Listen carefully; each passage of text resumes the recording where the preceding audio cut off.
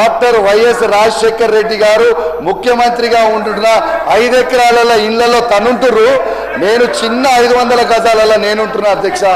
Yes, తన stature నా stature ఒకటి కాదు అధ్యక్ష అని కూడా ఈ సందర్భంగా మీకు తెలియజేస్తా ఉన్నాను అధ్యక్ష. ఈరోజు లైఫ్ స్టైల్ గురించి మాట్లాడినప్పుడు వైఎస్ఆర్ గారి భవన్లో అన్నారు, అది గవర్నమెంట్ భవన్.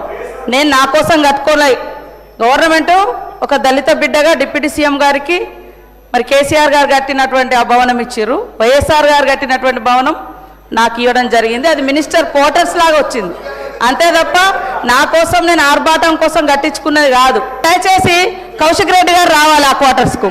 అలా సీతక్క ఏమన్నా వేరే డబ్బులు పెట్టించి ఏమన్నా చేసిందా అని ఒక్కసారి చూడాలి. అదే నా లైఫ్ స్టైల్ అన్నప్పుడు నా బ్యాక్గ్రౌండ్, నా జీవన విధానం, నీ జీవన విధానం, నువ్వు వచ్చినటువంటి బ్యాక్గ్రౌండ్ నువ్వు ఉన్నదని నేను మాట్లాడినా, కానీ సభను తప్పుదో పట్టించేలాగా మాట్లాడిన అధ్యక్ష.